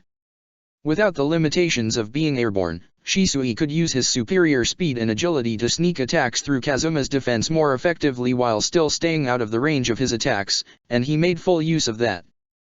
Kazuma started, only to stop when he was forced to do a sudden backflip to evade the blade of Shisui's sword. He didn't bother replying, never having been a fan of having conversations in mid-battle, and instantly rushed towards him again to not allow his foe any time to recover. Kazuma, seeing him approach fast, grabbed something from behind his back before aiming a surprising clumsy slash in his direction. Not being deterred at all, Shisui simply tilted his head a bit to the right and prepared to punch him in the face, only to jump back a heartbeat later to avoid being decapitated. He was confused for barely a second before he realized what happened. So the reports about him using chakra to enhance the range of his weapons were true after all, he thought as he observed the Wakaizushi in Kazuma's hands. How dangerous, it's almost invisible to the normal eye. I guess I'm fortunate to have a Sharingan, huh? Shisui briefly wondered why the man wasn't using the triple-bladed hand claw he had read about, but the answer was pretty obvious once you thought about it for a moment. It would have been way too obvious to identify him as the culprit if he used such a unique weapon for the assassination, and he can't have that now, can he? This time, it was Kazuma who attacked first. With only a slight movement of his wrist, several wind blades flew at him with high speed, quickly followed by the man himself. But he was ready. Their previous bout was enough to give him an idea of his abilities, so now he could fight serious without the risk of falling into a trap. Pushing off the ground with all his strength, he appeared almost immediately behind Kazuma, having foregone all the blades that had been thrown at him and which were blocked by Dog before they could hit a building, and kicked him in the back. Kazuma started only to be interrupted again by a punch to his stomach. Shisui flicked in and out of sight, connecting an attack before vanishing again and continue from a different angle while leaving nothing but an after-image behind. This continued for almost an entire minute before Kazuma surprisingly let out a scream and stomped on the ground with enough force to create a little crater. The resulting blast of wind pushed him a few meters away. It was not strong enough to harm him, but it forced him to stop his attack. "Damn you," he said. "I don't know who you are, but I will not let myself get beaten by a leaf ninja of all people." Kazuma raised his hands to form hand seals, but he didn't get the chance to do whatever he planned to as a second figure suddenly appeared behind him and lightly tapped him on the neck. Kazuma fell over shortly after. I disabled him, Captain, Hawk said. Capture complete. Well done, he said while sighing inwardly. He hadn't wanted to end it this quickly, no matter how unprofessional it was, but it was probably for the best. Why you bastards, Kazuma stuttered, struggling to even raise his head from where he laid on the ground. I will pay you back thousandfold for this. Instead of replying, he sent a kick at his face to knock him out. He probably enjoyed the sound of the cracking nose a little too much, though. But considering the man had not only killed a fellow shinobi from Konoha but also a person dear to his friend, he allowed himself that small pleasure. Captain, Dog said when he appeared at his side. If you don't mind me asking, why didn't you catch him in a genjutsu from the very beginning? He turned towards his subordinate. He's one of the 12 guardian ninja. It wouldn't be unlikely for a shinobi of his caliber to be able to break out of my technique, and I didn't want to risk that. I see. That was bullshit, of course. While a possibility, none of the records about the man indicated that he was talented enough in that field for that to become a problem, so he could have actually done that. Even if he broke free, it would hardly have mattered with his 2 comrades as his backup. The truth was that he just really wanted to kick him in the face. You don't look good, Asuma. You should take some rest, let someone else do this for you. He didn't look away from the shackled form of Kazuma when he answered. You're hardly one to talk, Kakashi. Do you ever rest when you're supposed to? That doesn't mean you need to follow my example. Chiriku beside him snorted softly. Don't believe we didn't try. We were lucky that he stayed long enough in the infirmary to let us treat his wounds, any more than that requires nothing less than a miracle. Asuma suppressed a grimace at that comment. He had not wanted them to know that, especially not Dash. Wounds, a concerned voice asked a moment before he felt a hand on his arm. What happened? Did someone attack the daimyo? He sighed before turning his head to look in the red eyes of his childhood crush. No, he said, but it seems Kazuma wasn't the only one of our comrades that had radical thoughts and the willingness to act on them. The fighting had been intense if rather one-sided. After all, 2 against 9 weren't exactly great odds. That being said, Asuma had insisted to do this on his own. It was egoistic, he knew, for every one of his friends had just as much right to bring their fallen comrades to justice as he did, but he couldn't help it. They had fortunately agreed under the condition that they would accompany him in case he would lose. Well, everyone aside from Chiriku, that is. He had insisted to fight at his side to make it even. They won without either of them suffering any serious injury. At least no physical one. Wow, that's really irresponsible of Dash. Didn't I just told you to stop talking so big? I literally can't remember a single time you stayed in the hospital for longer than it took for the doctor to leave the room. If you just heard his voice, you might get the impression that he was annoyed. One glance at his face, however, and you could see the small smile on his lips. Kurane hit his shoulder hard. He was lucky that none of his injuries were located in that area, or the situation might not be so light-hearted. And he told you rightly so that you shouldn't take an example from him. She turned to Chiriku, who was watching the spectacle with great amusement. That traitor. Where was he injured? Only a few cuts on his back and some bruised ribs, he said with a shrug. Nothing too serious, otherwise we would have done our best to make him stay in the infirmary by force. Well, we will go there right now anyway. She then started to push him towards the entrance behind him, standing closer to him than he would have liked. Honestly, he thought, flustered. She needs to be more aware of her charm. Do you even know where we need to go? No, she said with a smirk, but you're going to tell me. He couldn't help it, he laughed. It was the first time in months that he could freely laugh like that, the weight of his friend's treacherous words and actions casting a shadow over him ever since he first became aware of them. Right now, all he could think of was the person at his side. Chapter 25, Uchiha and Uzumaki. Notes. Time skip. Sasuke is now 6 yo while Itachi is 11 yo. Let's start this from the beginning. Uchiha and Uzumaki. His brother had always been there for him, there was no denying it. The same could be said about his parents as well, of course, or at least about his mother. His father had not as much time for him as they did, but Sasuke couldn't blame him for that. His father was an important man with many duties, after all. Still, it was Itachi that he usually came to for help. To this day, there had never been a problem Itachi couldn't solve. When he was younger, he thought his brother was perfect, that there was nothing he couldn't do. Now that he was older, he knew that that couldn't be the case. After all, nobody was perfect, not even Itachi. However, no matter how long he thought about it, he simply couldn't find anything that he wasn't perfect at. Ninjutsu? Nope. Genjutsu? Nada. Taijutsu? Don't be stupid. But these were all shinobi arts and he was a bloody prodigy in those, so that wasn't surprising. Something else, then. His calligraphy? Nothing less than art. Cooking? He cooked for him whenever their parents weren't home, and while not as good as their mothers, it was still great. Playing shogi? The only person he knew who could match him was Shisui. No matter how hard he thought about it, no matter how long he observed him, Itachi simply didn't seem to stumble. He moved forward without any trouble in the world, leaving nothing but perfection behind in his wake. When Sasuke was younger, he looked up to him for it and bragged about it to the other children when the clan came together for one reason or another. Now that he was older, he still looked up to him, but he couldn't deny that there was also a bit of jealousy in his heart. Not much, and he would never openly admit it, but it was there.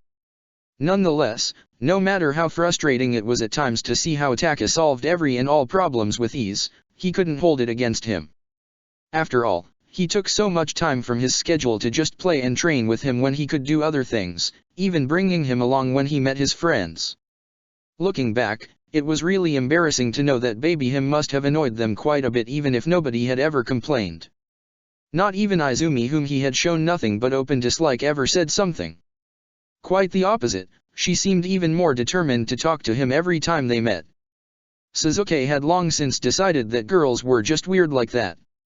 What his brother liked about her, he couldn't say, but no matter how often he told him to stop seeing her, why would you want to play with a girl? He never listened. Haku and his mother were exceptions, of course. But they were special, so there was that.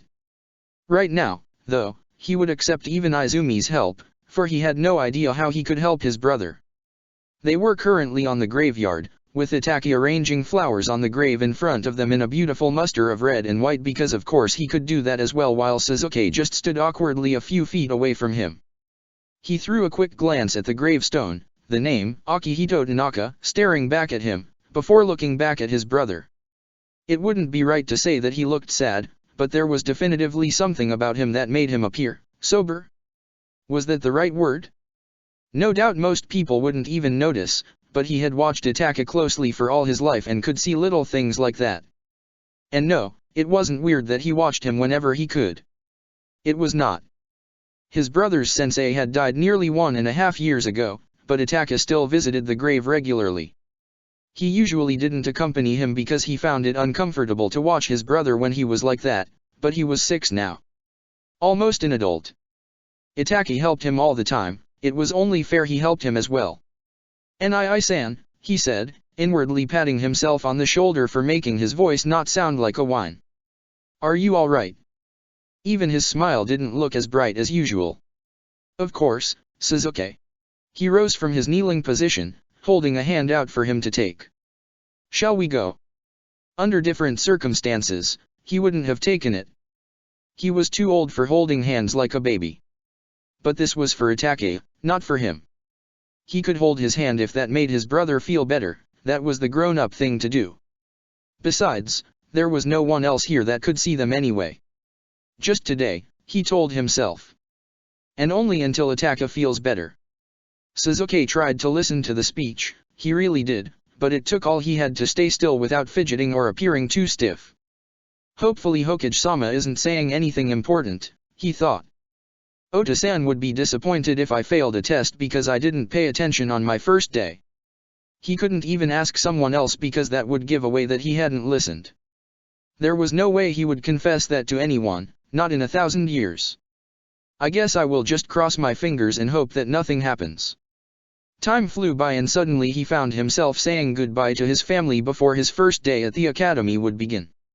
His father gave him a smile and a pat on his shoulders before reminding him to live up to the exceptions bestowed upon an Uchiha and telling him that he believed in him. Quick and simple.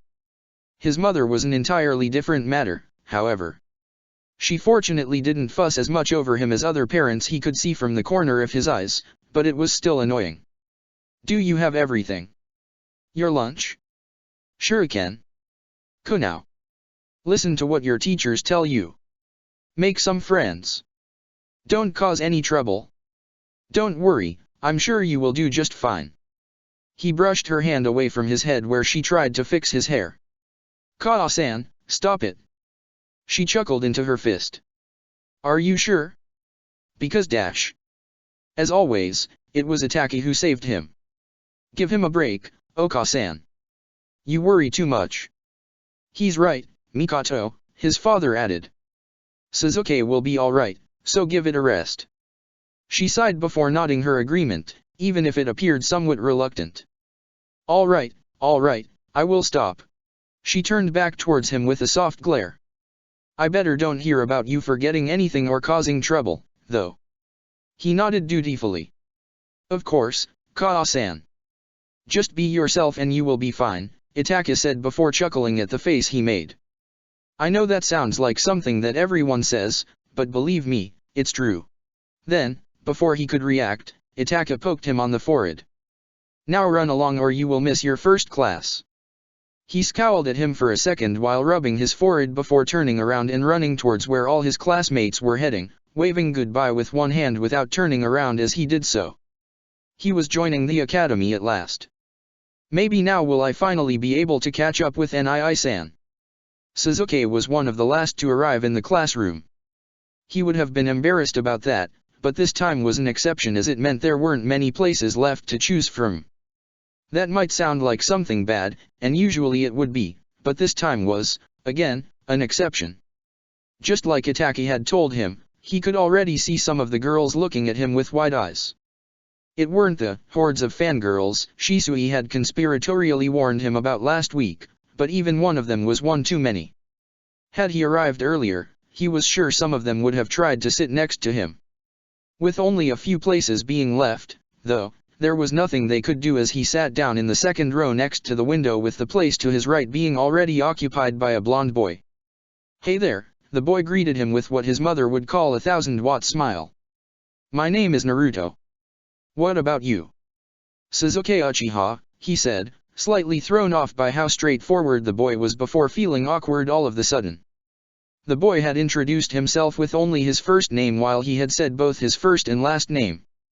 Now, his father had always told him that it was a sign of pride in your clan to introduce yourself like this, but his mother had also told him that it was rude to do so if your counterpart didn't do it either. It had something to do about how many people didn't have a family name, he thought. Had he already messed up? The other boy, clueless to his thoughts, just continued to beam at him. Uchiha? Wow, that's so cool. Your family has these crazy red eyes, right? Can you show me? Is he trying to be rude because I was rude as well? He wondered. Is it that what he's doing? Suzuki somehow didn't think so. Maybe he was just overthinking things? No, he said, sounding unsure even to his own ears. I don't have them yet. They're called Sherry-nan, by the way. Sherry-nan, he repeated to himself before turning back to him. And when do you get them? I don't know, that's kinda different from person to person. Oh, he seemed oddly saddened by that. However, that mood didn't last long, and hardly a second later he was already back at beaming at him. Honestly, Suzuki was starting to believe that boy didn't even know how to be anything else than a yellow bundle of happiness. No matter. Will you show them to me when you got them? Sure. Great. Alright, calm down everyone, their teacher's voice sounded through the room, saving him from continuing this weird conversation. I know the first day is exciting, but we're about to begin now. You will have enough time to get to know each other later, I promise. Their sensei was a man of average height and build. He had brown hair that he kept in a ponytail, dark eyes, and a scar that ran across the bridge of his nose. He also wore the standard Konoha shinobi outfit, complete with a forehead protector, sandals, and the same flak jacket Itaki and his father had as well. My name is Irika Umino and I will be your homeroom teacher from this day on. You can call me Irika-sensei. As today is your first day, why don't we start with a short introduction? Sasuke listened closely as his various classmates introduced themselves, intent on remembering all their names by the time the day was over. It would be way too embarrassing if he needed to talk with one and didn't know how to call them. A few of his classmates were people he already knew. Even if he hadn't met all of them, his father insisted that he should know the various clan heirs in Konoha. However, the majority of the classroom consisted of strangers. They had started with the introduction from the back of the room, so he, who sat in the second row, needed to wait relatively long for his turn. Ignoring the queasy feeling in his stomach, he stood up with as much confidence as he could muster and quickly introduced himself.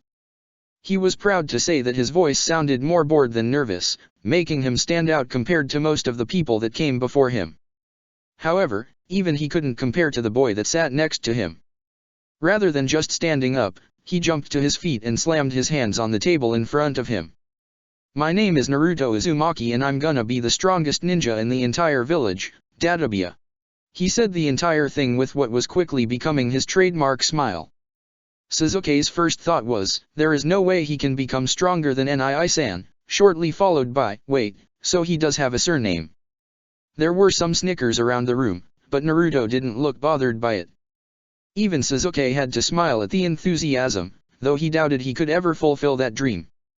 Irika-sensei needed a few minutes to calm the room down again, but he was sure the man only needed that long because he was just amused as the rest of them. Kaa-san. Ota-san. I'm home. Mikoto was at the door within seconds. It wasn't as if she had waited for him to come home from a chair close to the door or anything, no. It was just a coincidence that she had been close by, that's all. Sasuke, she greeted him with a warm smile. Welcome, home. Unexpectedly, Sasuke wasn't alone. Just a step behind him was a blond boy, wearing brown trousers that went to his knees and an orange shirt with a red spiral muster on it, giving her a bright smile. She felt as if she was looking at a ghost. Every other person that knew about the boy's parentage would say he looked just like his father, but all she could see was Kushina. Yes, the blonde hair and the blue eyes were good at hiding it, but everyone who had known his mother could see her in his face. Whether it was his nose, his lips, or his cheekbones, they were all hers. He even smiled the same way as she did when she tried to hide her uncertainty. For a mere second, the face of the boy vanished in a blur and was replaced by the one of a girl with long, red hair before she came back to her senses. Who is your friend, Sasuke? That's Naruto. We sit together in class, so I thought he could come over for a bit. It was honestly so cute when he tried and failed so hard to sound casual when he was nervous, but she was too distracted right now to pay much attention to it. Nice to meet you, Uchiha-sama, the boy in question exclaimed with a loud voice before clumsily bowing to her. Going by the way he moved, she doubted he did that regularly. My name is Naruto Uzumaki. I will be gone before dinner, so dash. What are you doing, idiot? Sasuke hissed to him with red cheeks. Why are you talking like that? Just act normal.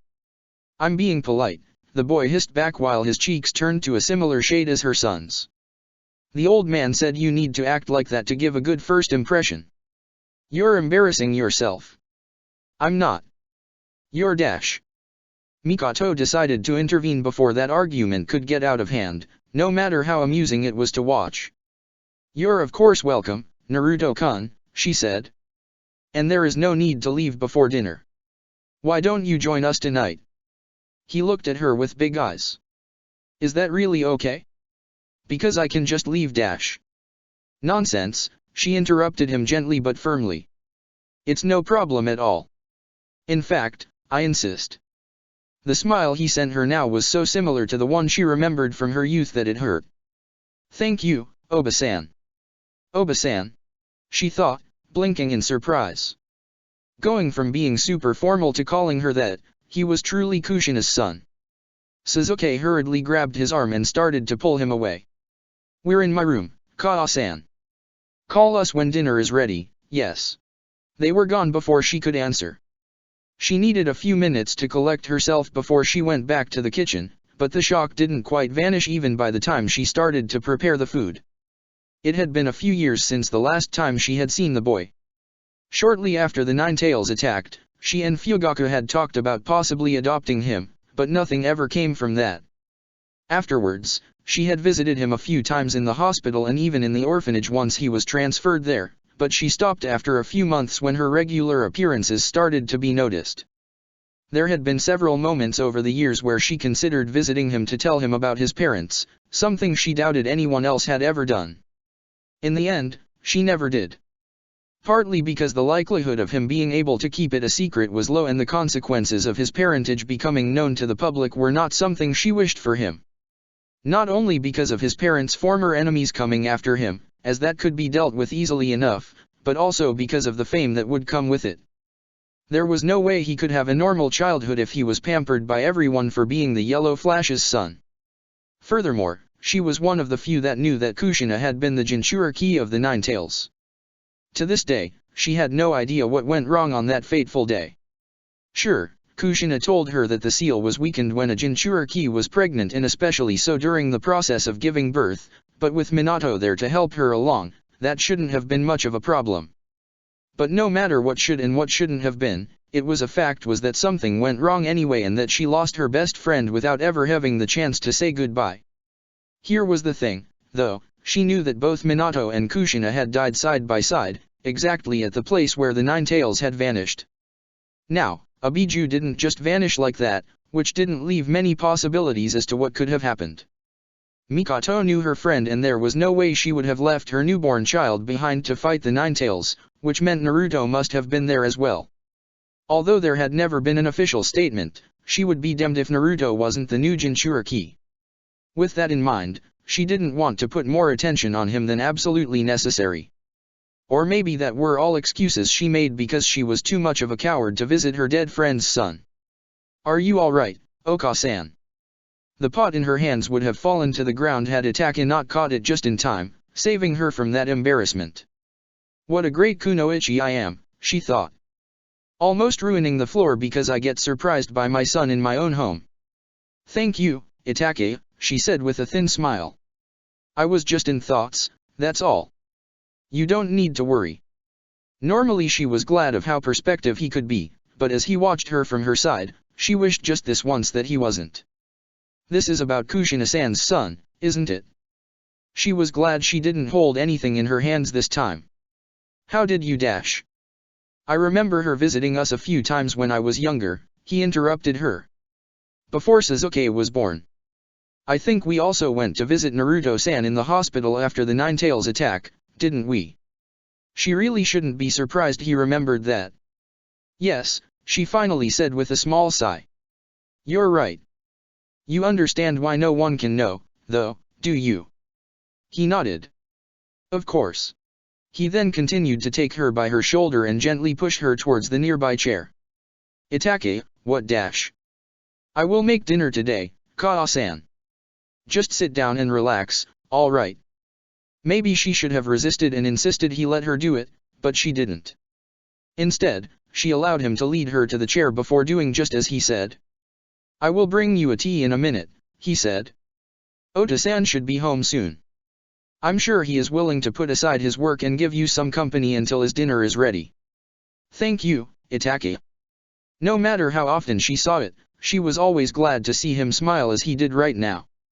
To see him this much at peace after all he had seen when he was young gave her hope that maybe she hadn't failed him as much as she sometimes feared. "It's no trouble at all, Kaa-san. You two deserve a break sometimes." Yes, she thought. And with Kushina's ghost upstairs, I certainly need one right now. Check the description for the links to the author.